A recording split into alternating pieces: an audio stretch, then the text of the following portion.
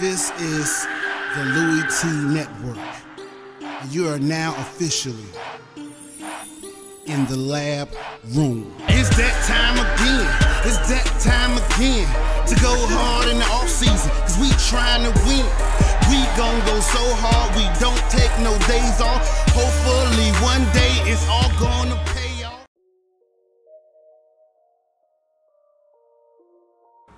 Who else could it be but me, your man, Louie T? Welcome to the 2017 NFL Draft Wrap-Up Series, where your man Louie T aims to break down all 32 teams in the National Football League's 2017 NFL Draft using our baseball grading scale: single, double, triple, home run. There are no strikeouts here in the Draft Wrap-Up Series, so you cannot tell how these players are going to pan out, and I don't want to discount any of these young men before they get their chance in the National Football League. And so we'll get a grade for each and every single player selected in the draft, add those grades and scores up, divide by the number of picks, and add in bonuses when applicable, divide by the number of picks, which will then yield us a final overall score and grade for that team's draft. We'll then move on to the next team in the series picked by you. That's right, you, the viewer out there, are in total control, as this is the you pick format. Simply be the first in the comment section when the video is uploaded to have two things in the comment section: the phrase next and the team you'd like to see next. An example would be Ravens next, Baltimore Ravens next, Ravens got next. Again, don't get too wordy, don't get too cute, because this is a photo finish. There are people out there with a quick trigger finger, quick as you can possibly be, and probably want to be as efficient as you can be. Next, and the name of the team, probably the last name, is probably the easiest route to go. But in any event, won't tell you how to do what you want to do. Get in there, get your team up next in the series. So with that being said, the next team up in the series picked by you, the viewers, are the Miami Dolphins. And this is a team that last year made significant strides, not only in free agency, but more importantly in the draft. This was a team that has started to see the fruits of their labor kind of show, and now they're taking advantage of some really shrewd moves in the drafts. I really like what the Dolphins have done over the last 2 or 3 seasons in the draft. Jay Ajayi was huge for them in spurts last year. You're starting to see guys like Jarvis Landry come to the forefront, and even saw flashes of Devontae Parker at times. So you're starting to see the draft really prove to be huge for this Dolphins football team. Things are starting to round into shape for them. This is another draft to try to build upon what they did last year. They made the postseason for the first time in a few years. And so now you want to build on that if you're the Dolphins. You want to take that next step. And this is a draft that's going to be huge in helping them do that if they're looking to try to defeat the big, bad, mighty Patriots in the AFC East division. Let's talk about their 2017 NFL draft. When we start in the first round, you talk about Tom Brady and the New England Patriots. The way to beat them is to get to Brady, and that's what they're looking to do with this first pick. 22nd overall, Mizzou defensive end Charles Harris is the pick. 6'3", 255 pounds, is right where we start in his pros. Size and length. This guy has really long arms. You see him use that length to help him create space between he and the offensive lineman, which allows him to go and make some plays. At 6'3", 255 pounds, he's also stout enough at the point of attack to set a physical edge in the run game. So it gives you good size and length, a nice little combination of the two to help him be an effective defender. Explosion and quickness is probably his biggest attribute if you're talking about getting to the quarterback and being a disruptive force around the line of scrimmage. When he gets off the snap, times it up well,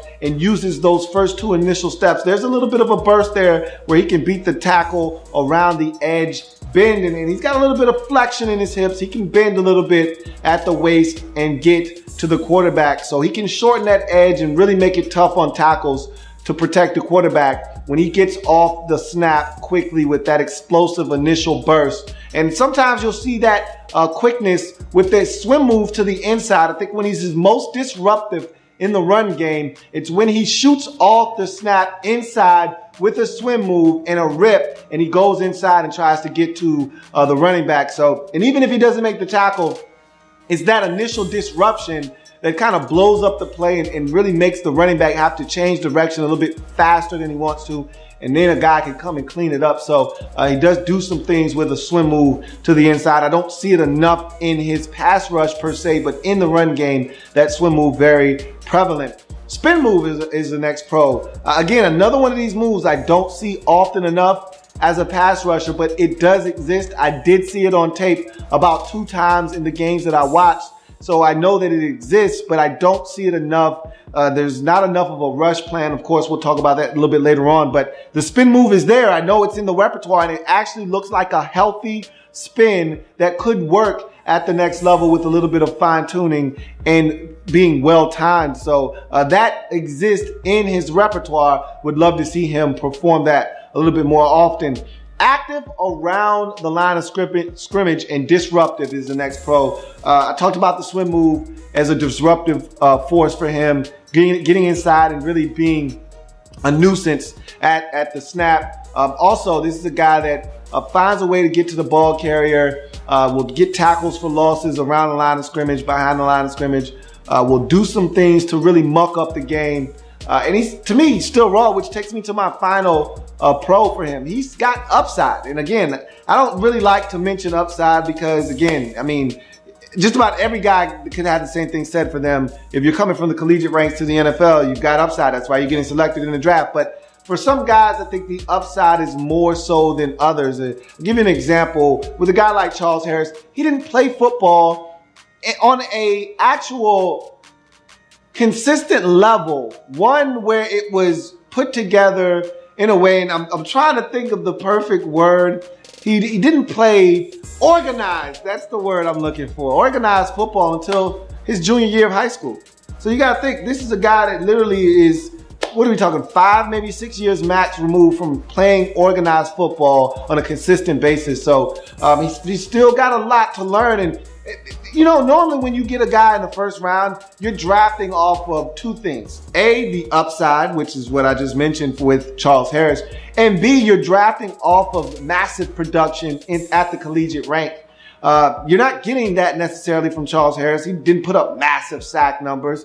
9.5 this past year was his best total of his career, coming off of the 7 that he had the previous season, which was also a best for him at that time. So you're talking about a guy that didn't necessarily light it up from a sack perspective, but you're going off of what you saw and you're thinking that this guy could be much better at the next level. So the upside, I think, is what really attracted the Dolphins to Charles Harris and saw them make this pick at number 22. You go to his cons, and for me, I didn't think he was the same player in 2016 that he was in 2015, even though he had more sacks in 2016. If you watch a lot of his sacks, they're coverage sacks, they're hustle sacks, they're sacks where the quarterback may have held onto the ball just a tick little longer. They're not impressive. Oh, he won off the snap. There are a couple of them in there. I don't want you to feel like there aren't a few where he just beat the tackle off the snap and won, because there are some of those in there as well. But there aren't enough of those. There aren't a number of sacks where you just say, okay, this guy's got it all. He's got, you know, spin move. He's got an inside move. He's got the speed rush. He's got a bull rush. You don't see all of that with him. You just see a guy that's trying hard, a guy that just needs some fine tuning. I don't think he's a finished product. But in 2016, in 2015, I felt like he was more explosive. I thought he was more dynamic as an edge rusher. I didn't see that, and I think he was heavier in 2016, to be honest with you. A lot of people were making excuses for him. Oh, new defensive coordinator, didn't love the scheme. I don't give a damn if you got a new defensive coordinator and you don't love the scheme. You go out and play. This is college football. You go out and make the best of the situation and put yourself in the best position to get drafted and make money and earn for yourself in the future. I don't really want to hear about, oh, well, he didn't like the defensive coordinator's new scheme, and so he was pouting about it too much. I don't really give a damn about any of that. I think he was heavy. That's what I'm going with. I thought he was a lot heavier. He looked like a guy that was lumbering a bit. He didn't look like the same explosive, dynamic edge rusher I saw in 2015. So I'd like to see him cut some weight, get back down to a size that's going to allow him to be a guy that can still be physical in the run game, but be a little bit more explosive and dynamic as an edge rusher. Needs more of a pass rush plan. I don't think he necessarily is setting guys up, and I don't think he's necessarily dynamic enough to where he can just win with a fastball. I think he's got to get a tackle thinking, okay, what's coming next? This guy's thrown 3 different moves at me already. He can beat me with speed, but he's already gotten me up on skates with a bull rush, and he's went inside already, and I still haven't seen the spin move. That could be coming at any point. I need him to start coming with a rush plan. Okay, I'm gonna rush hard outside these next 3 plays, and then I'm gonna spin. Or I'm gonna go inside. I'm gonna go hard outside, back inside. You gotta set guys up. You gotta set tackle. I don't think he comes with any kind of a rush plan. I'm just gonna run up the field because I'm athletic and hope I win, and that's not gonna get it done at the next level. And finally, the last 2 cons. He needs to disengage, but I don't think he stacks and sheds well at all. I don't think he makes himself a part of the play enough. There are times where running backs run right by him because he can't disengage from a tackle, disengage from a guard.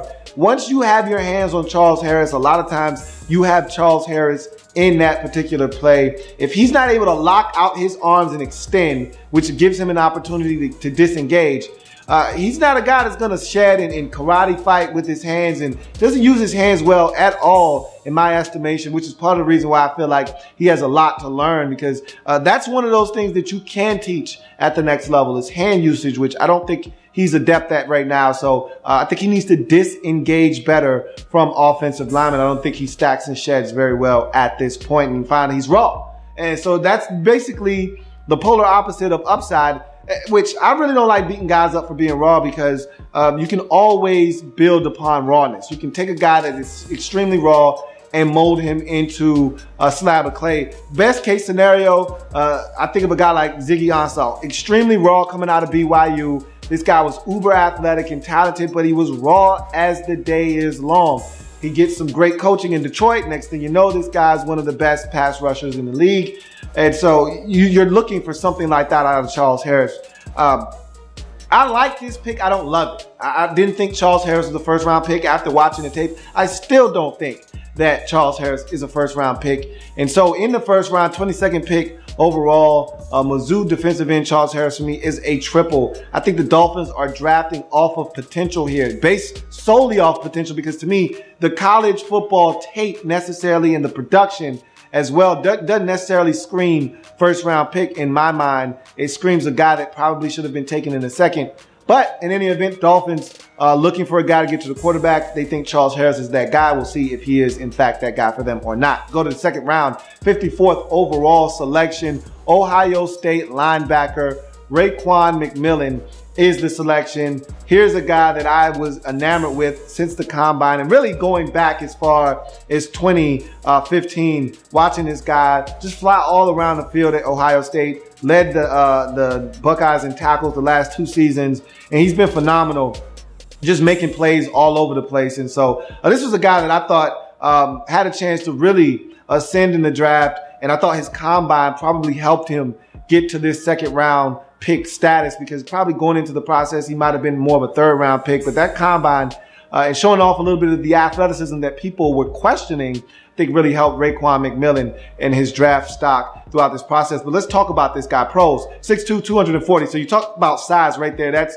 throwback NFL middle linebacker size right there. I mean, you don't get him at 6'2", 240 very often in this league anymore. It's smaller, it's faster, it's more athletic. So the guys that are 6'2", 240, they're becoming more prehistoric dinosaurs in the league. You're getting more of the 233-pound guy. You're getting more of the 235-pound guy, more so than the 240-pound inside linebacker. So Reuben Foster seems to be the new trend in the league at middle linebacker versus a guy like Raekwon McMillan. So to see a 6'2", 240 linebacker move the way that McMillan does, it's very refreshing. He's a physical downhill thumper. That's the next pro. And really, to me, his biggest attribute is this guy will come down and hit you.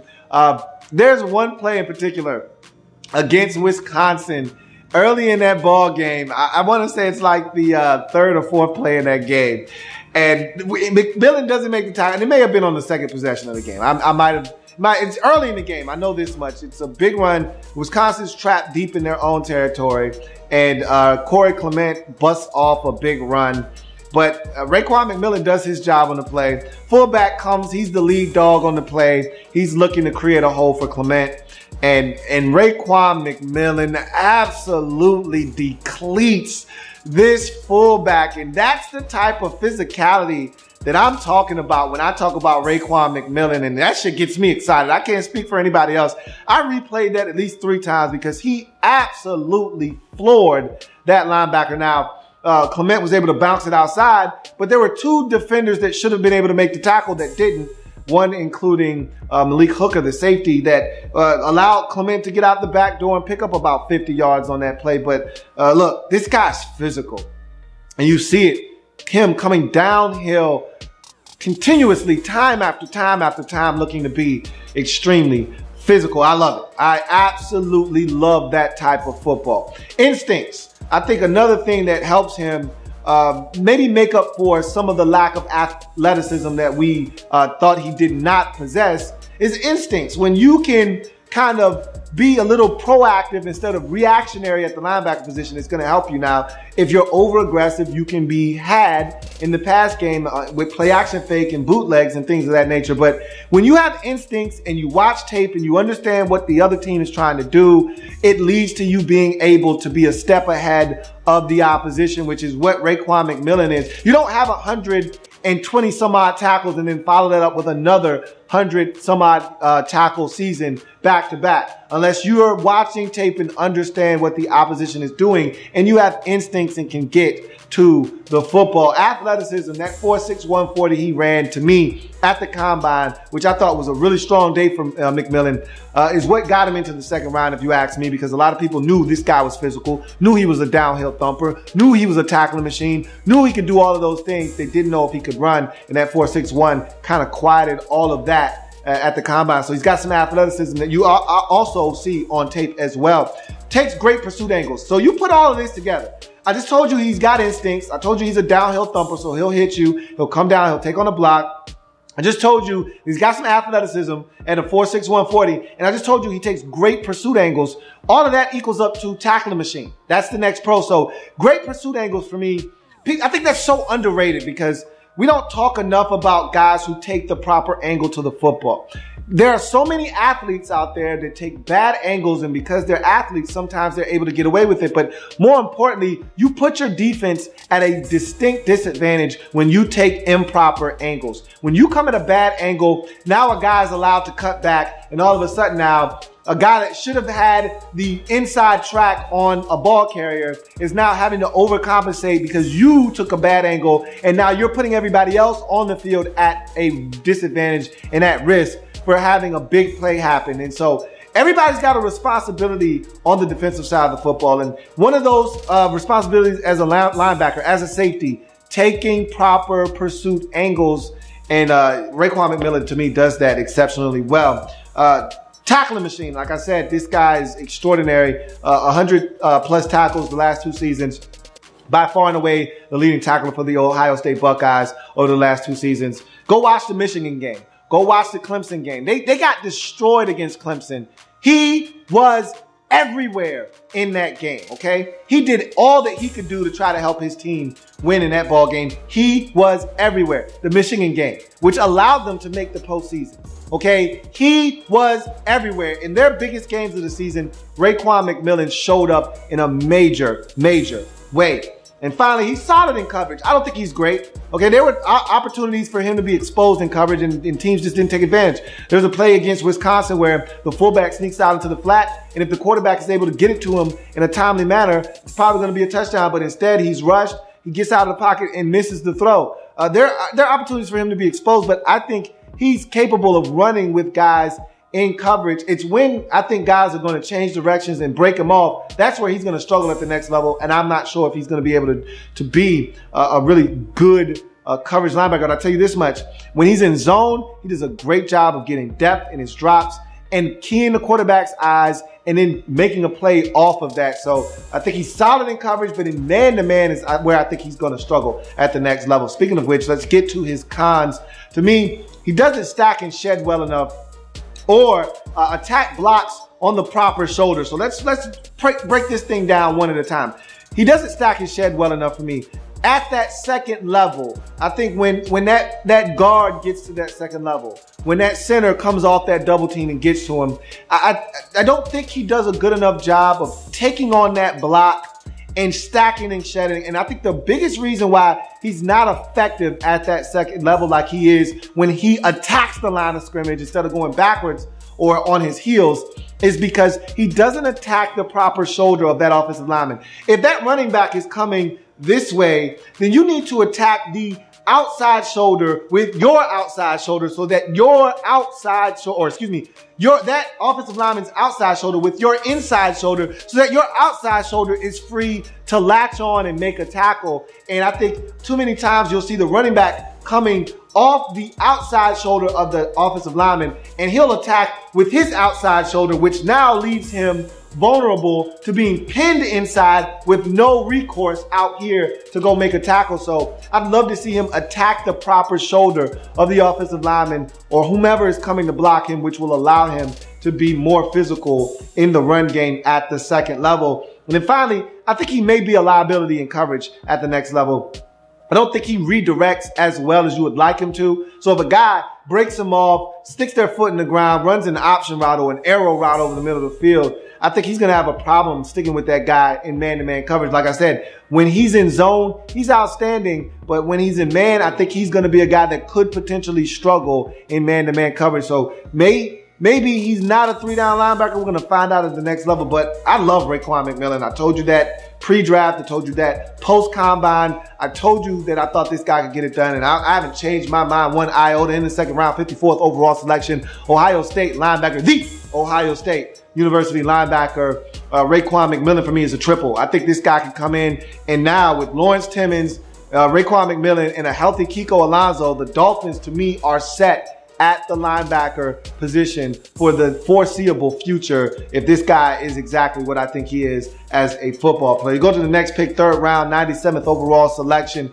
Clemson cornerback Cordrea Tankersley is the pick. Let's talk about Cordrea Tankersley and what he brings to the table. Dolphins struggled in the secondary at times last season, and let's see if this is a guy that can come in and help them.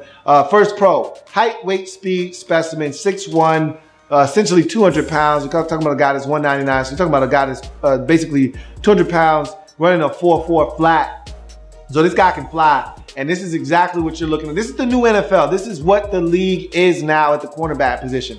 A guy that's 6 feet or better, a guy that's right around 200 pounds, and a guy that can fly, that can pick him up and put him down. Cordrea Tankersley checks every single one of those boxes. Comfortable in multiple coverages. If you put this man in man-to-man coverage, he feels comfortable. If you put him in cover 2, and I think he's very comfortable anytime he gets to key quarterback's eyes. Anytime he's got an eye on what the quarterback's looking to do, and that's primarily cover 2, cover 3. This guy's dangerous because he's got ball skills, and that's the next pro. This guy's had 9 INTs over the last 2 seasons, and I've seen quite a bit of Cordrea Tankersley, whether I've been watching. There's been so many Clemson defenders over the last, call it 3 years, that have come into the league, whether you're talking Vic Beasley, whether you're talking about the defensive end that the Bills took in the first round last year that didn't play because of injury, whether you're talking about the other cornerback that the Vikings took last year. There are so many. The Vikings took 2 secondary members last year, one at safety, one at corner. I've watched the linebackers. I've watched so many Clemson defenders have come into the league over the last 3 seasons or so that I saw a ton of Cordrea Tankersley, and I'm telling you, the guy can play football and he can make plays on the football, and he's got ball skills. 9 INTs, 4 last year, 5 the year prior. So this guy, when he sees the football, he can make a play on the football. He will travel as well too. Okay, this is a guy that can play both sides of the field. He's comfortable on either side. So again, that's a new thing in the league now. Will guys travel? We know Dick Sherman, not a guy that's traveling anywhere. He usually stays on the same side of the field. You want corners that, if they're good enough, you want them to be able to move around with that receiver that may go from side to side. And you want those guys to be able to travel. He will tackle. And I thought, we'll talk about that a little bit. Just know that he is willing to tackle. We'll talk about tackling a little bit later on and some of the criticism that he received during the draft process. But I myself don't think he's as bad as some out there may have portrayed him to be. And then finally, special teams value. This is a guy that I think, if nothing else, will come in and give you some special teams value right off the bat. If he's not ready to start at corner or compete to start at corner and isn't getting a ton of snaps right off the bat, he can at least help you in the special teams department, if nothing else. So at least you'll feel like you're getting something from this guy as he's trying to learn the nuances of the NFL cornerback position. You go to his cons. He's not an LLC. And for all of the noise that we heard about Cordrea Tankersley and his inability to tackle throughout the process, to me, the bigger issue is he's not an LLCer. And there's no bigger pet peeve of mine for a cornerback than not being an LLCer. You need to look, locate, and contest. He doesn't do that, okay? And what happens when he doesn't look, locate, and contest is the next con, which to me is why I struggle with Cordrea Tankersley as a corner at the next level. And that's because he panics when he's beaten deep. Now, if he's beaten downfield and he's got a ton of speed, but sometimes he'll allow guys to get on his heels, eat up his cushion, he'll open up his hips, and his transition from back pedal to full out sprint isn't the cleanest. So he'll get behind by a step or two. And if that guy has any kind of speed, he can stay on top of Tankersley. And instead of him looking, because he's got 4.4 speed, I just told you he runs a 4.4 flat, the guy can run. Instead of him turning and locating, because generally he's in a good enough position because he's got great makeup speed that he should be able to turn and look. He panics. The ball generally is nowhere near the receiver, and he's already grabbing, molesting, and groping that receiver. I've seen it so many times that it makes me sick to my stomach because this guy has too much talent to not look, locate, and contest.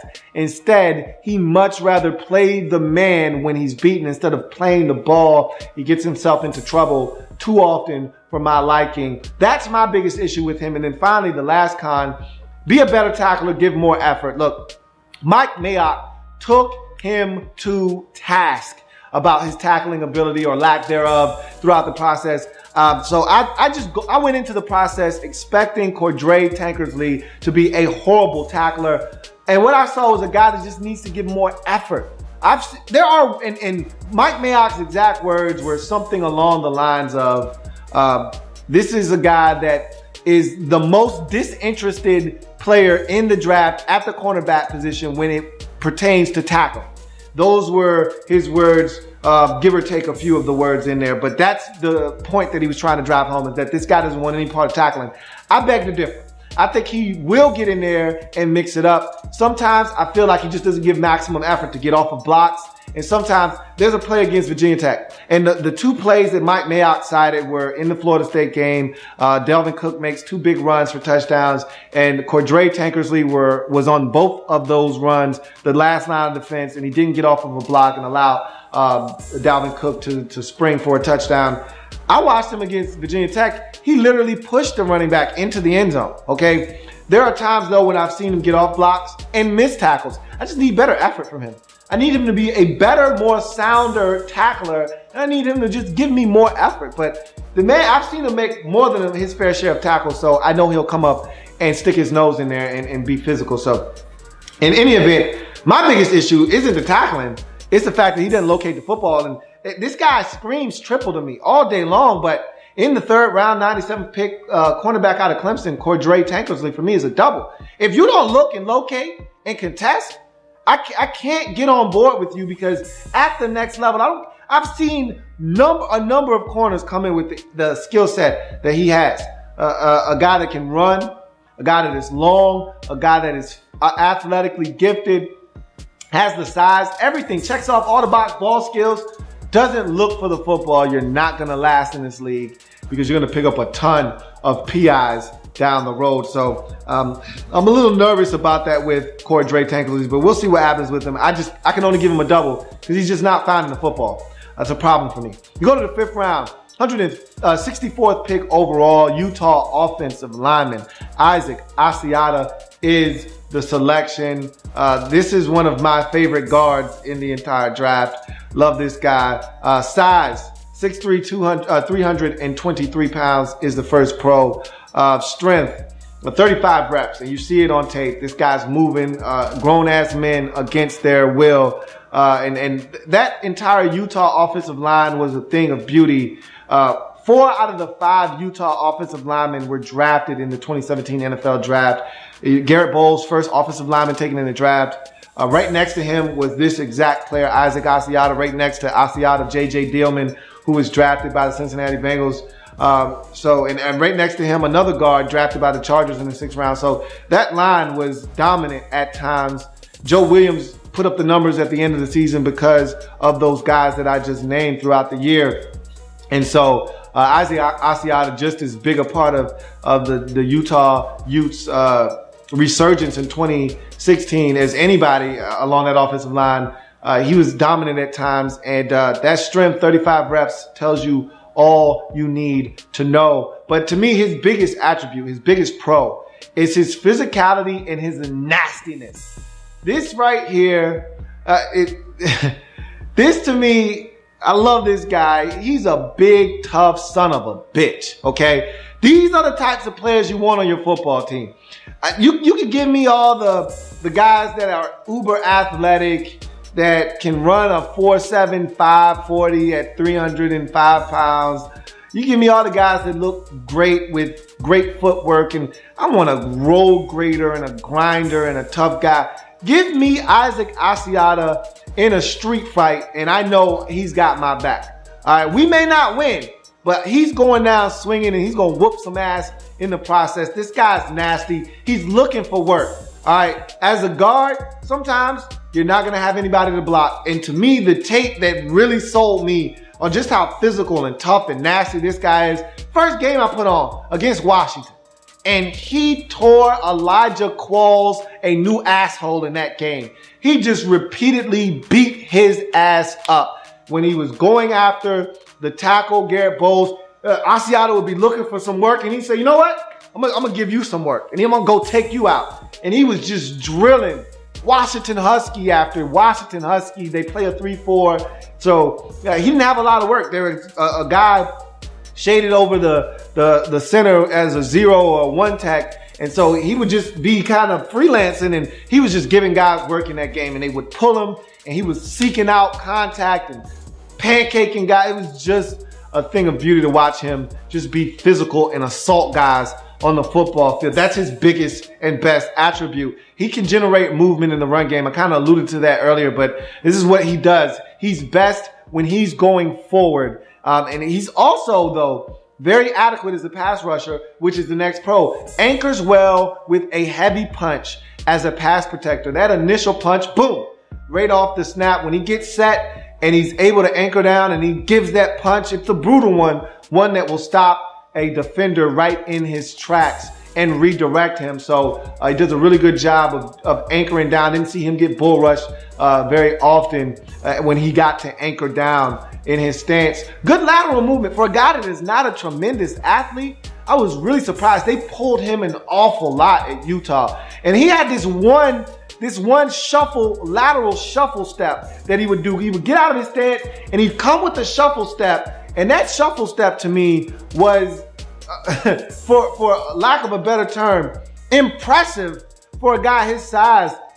To get out of his stance, he'd be the pulling guard on the play, and he would do a great job of getting out of his stance, getting out in front, and creating a running lane for the back. So he's got good lateral movement for a guy his size and a guy that is not a tremendous athlete. And finally, he offers versatility. He can play all 3 interior offensive line positions. Even played tackle early on in his Utah career. But at 6'3", with shorter arms, there's no way he's going out at tackle. But he can play all 3 interior offensive lines, center in a pinch if you need it. So this is a guy that you feel comfortable knowing that anything you need on the interior of the offensive line, he can provide you with that at some point if need be. So you go from all those pros to his cons. To me, the first glaring con is he's slow, and not just as an athlete, okay? But he's slow in different areas. He's slow to redirect. So he's one of these guys that if he has to change direction suddenly, let's say he is on a double team at the first level and he gets off that double team, and now he's looking for some more work at the second level,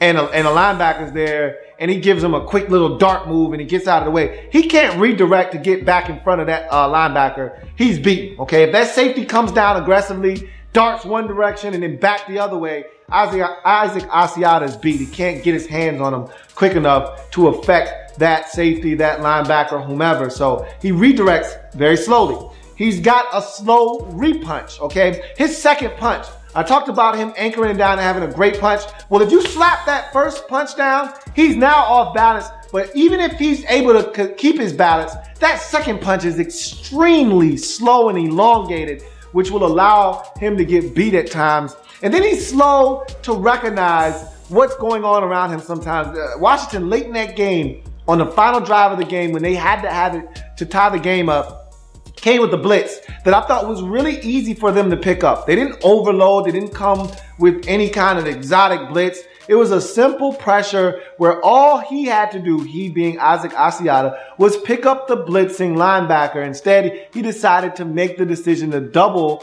a guy that the center had one-on-one, didn't need any help with. He should have been picking up the blitzing linebacker, and Garrett Bowles should have been picking up the defensive end. Instead, the defensive end ends up getting a piece of Bowles, but Asiata never got a piece of the linebacker. And Bowles tried to get a piece of him late. It was too late. And Asiata realized too late that, oh, damn, here comes a free rusher. And he got to the quarterback. And that basically put that game out of reach.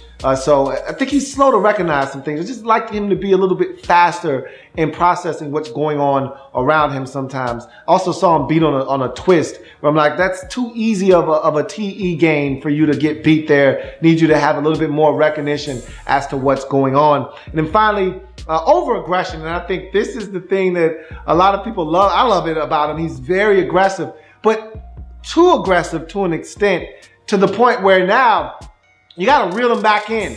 He's so aggressive. He wants to be so physical that sometimes he takes himself out of the play, or he's out of control and he misses a block. Or there was one time where he does a cut block at the beginning of a play, and the guy that he went to cut block was able to keep his feet, and the running back was still trying to make guys miss. So he gets up and he's trying to go be a part of the play, and he's running over there like a madman.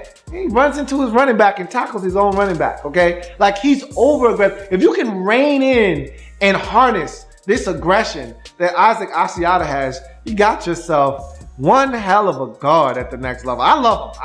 This is the kind of guy I say sign me up for 10 times out of 10 on the interior of my offensive line. 5th round, 164th pick. Offensive lineman out of Utah, Isaac Asiata, for me, is a triple, man. I think this guy's going to eventually start. May not be year one, but there's a big hole in the interior of this Dolphins offensive line at the guard position. It would not shock me in the least if Isaac Asiata is penciled in as the week 1 starter when this season gets underway. His cousin, Matt Asiata, also in the league, so you can throw bloodlines in there as well. I'm on board with Isaac Asiata. I think this guy's got a shot to be a really good pro at the next level. 5th round, 178th overall selection. LSU defensive lineman Devon Godshaw is the pick. 6'3", 310 pounds, his size, automatically first pro. You want a guy in the trenches, guy that's got some size on him. Here's your man right here. Started the point of attack. Didn't see him blown back or pushed out of the way very often. To me, he's a lunch pail, hard hat type of guy. Gonna do his job, not gonna do much else, but he's going to do what you asked him to do. If you say, hey man, I need you to occupy the A and B gap, he's gonna occupy the A and B gap. Is he gonna go and make a play off of that? Probably not, but he's gonna do his job, and being started the point of attack is one of those things that he does very well. He's got some quickness, and the only time you see this quickness is when he uses a swim move to get into the backfield and try to be disruptive. Other than that, the quickness is not on display very often. He can locate ball carriers, and what I mean by that is there are times where the ball carrier will be running on him, running towards him in his gap. He'll spin at the last second, disengage, get the ball carrier down on the ground. Seems to have a really good knack for locating the ball carrier and getting to the play and helping get in on the stop. So I think he does a really good job of locating where the ball carrier is in close proximity to where he is and getting in on the stop. Also, he'll take on double teams. Won't always win versus double teams, won't always stand his ground, but he will take on double teams and compete against double teams. And he had solid collegiate production. He was a guy that had 12.5 sacks over the last 2 seasons of his collegiate career, 6.5 and 6 in the other. So this is a guy that got to the quarterback. I think that those sacks were very empty sacks. When you watch a lot of his sacks, quarterback's holding on to the ball extremely long. Arden Key has gotten pressure. Quarterback's got to step up. Oh, guess who's the beneficiary of that? Devon Garshaw. So you didn't see a lot of him winning off the snap and getting pressure that way. It was him and a host of other guys getting in, and he just happened to be the one to be the biggest beneficiary and get the sack. So a lot of those sacks to me are empty sacks. You ever heard of empty calories? These are empty sacks in my mind. I think he's a byproduct of other guys doing work in the secondary, holding up receivers, a quarterback not having anywhere to go, or a guy like Arden Key getting up the field and forcing the quarterback to step up, and he's the one that cleans up the sack. So we go from his pros to his cons. To me, he's extremely slow off the snap, and he seems to run out of gas quite a bit. I think he's a rotational depth guy, not someone you want on the field a bunch, and you saw that on tape. When he runs out of gas, he is out of gas. He's not giving you anything on the field when he's tired. And to me, he's the last one off the snap too consistently. Like, he's not watching the ball. He's not going off of first movement. Well, what are you doing? Because everyone else is going up the field rushing, and you're just getting off the football. I'm not comfortable with that, especially when you're not the greatest athlete in the world to begin with. You don't have enough to be able to get off the snap late and still make a play and have an impact. That's a problem for me. No pass rush moves whatsoever. Like I said, those 12.5 sacks for me, those are empty sacks. I don't really see him as a guy that's going to get to the quarterback at the next level. And finally, to me, another problem is he's just not an impact player. I felt like I could watch 5 or 6 LSU games and not hear his name. I felt like I could watch an LSU game and not see him have an impact. To me, he's just a guy out there. I mean, I've watched so much LSU football, and I've never heard his name once. Okay, I watched way too much SEC football. It's not even funny how much of that stuff that I consume when I do watch college football, and I had no idea who this guy was. He's just a guy. When I see him, he's just another. He's a rotational depth guy that if he makes your roster, he's in the game as a rotational depth defensive lineman. Nothing more, nothing less. Not a guy that's going to come in and make a true difference on your football team. Just another body to throw in there to keep your starters juiced. That's it. In the 5th round, 178th overall selection, LSU defensive lineman Devon Garshaw for me is a double. He's not a bum. He's not useless. He's just a guy. You need guys on your team, okay? Not everybody's going to be a star. You need bodies on your team. You need guys that will do their job. To me, he's a minion. You tell him what to do, he does it. He's not going to deviate from that plan. He's not going to go and step outside of what you asked him to do and make a play. He does what you ask. If you tell him, I need you here and I need you taking on this block, he's going to be there. He's going to take on the block. He's not going to make a play. He's not going to make a tackle for a loss. He's not going to make a sack. He's just going to be there and occupy a space. He's a minion. He's a double. You go to the next draft pick, 6th round, 194th overall selection. Oak State defensive lineman Vincent Taylor is the pick. Now, this guy, to me, has more juice, has a little bit more pop, but he has a glaring deficiency, one that I think is going to be his ultimate demise at the next level, and which is probably why he's a 6th round pick. Size and length aren't his fatal flaw. Okay, those are both attributes and strengths of his at 6'3", 304 pounds. This guy's got some length on him, some 34-inch arms. So this is a guy that got some length, has some size, and he uses both of them to his advantage. He's a strong guy. You see him bench press a couple of defensive linemen. First play that I watched him against West Virginia, very first play of the game. He's in the backfield. He pushes the guard, gets through the center, and next thing you know, he's in the backfield, 2-yard tackle for a loss. So he's got some strength, he's got some length, he's got some size. He uses it all to his advantage. Quickness. Just talked about that West Virginia game. He had 3 tackles for loss in that game, 2 of which were sacks, 1 with a forced fumble. He was everywhere in that football game, and it's because he's got some quickness along with that length that helps him win. And so he's got some things going for him. I liked what I saw from him on tape. Also, he's got a solid motor. Unlike Devon Godshaw, who when he's tired, he is useless. He gives you something, okay? And he's consistently running to the football. Play could be on the opposite side of the field. He's still hustling, trying to get there and help out his comrades. I can appreciate that, especially from a 300-plus pound man, where it's easy to take plays off when the ball isn't anywhere near your vicinity. He can get pressure on the quarterback. Like I said, I watched him in some games be effective. I watched him really do some good things. And I think he can get to the quarterback. I think he's the guy that has some deficiencies. Like I said, we'll talk about those here in a second, but he's got 12 career sacks.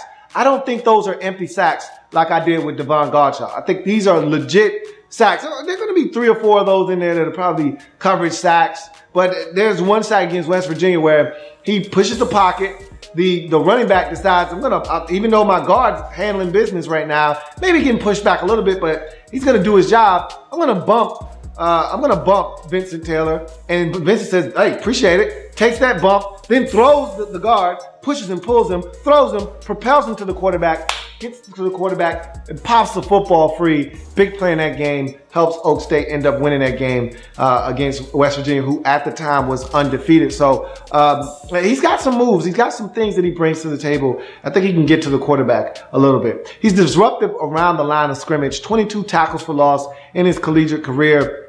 A guy that, like I said, in the games I watched against Texas, against West Virginia, this guy was disruptive, okay? He was making some plays against Baylor. Thought he did some really good things in these football games, and I think he's a guy that can do some things around the line of scrimmage to be a disruptive force. Doesn't always make the play, but he's a guy that will help someone else make a play. And finally, he gives you some special teams value in the field goal blocking department. Blocked 4 kicks in 2016 alone. So this is a guy, if nothing else, may be an asset to you on special teams as a guy that could potentially block a field goal throughout the course of a game. So I told you he's got some length, 34-inch arms. They come into play right there as a guy that can block some kicks. So you go from his pros to some of his cons.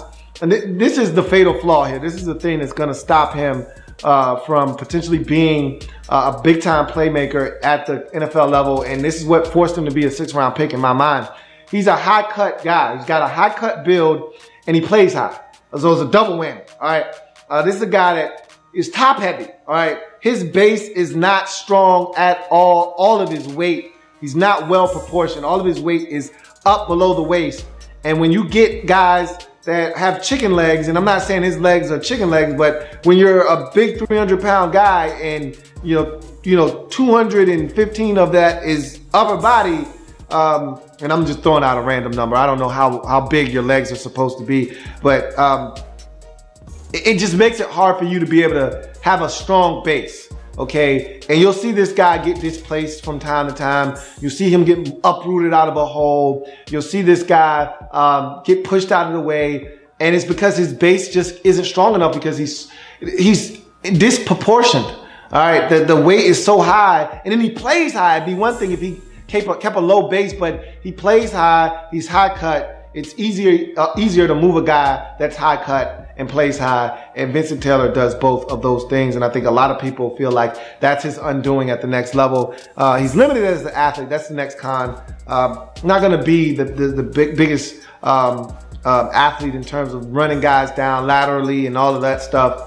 So it doesn't help him at all. And that, I think he's a good enough athlete at the defensive line position, but he's not a great athlete. He's not a game changer in that respect. And then finally, consistency. I think if he had a little bit more consistency with which he played, he'd be a higher than a 6th-round pick, because I saw a guy that was impactful, but you would like to see him be impactful a little bit more.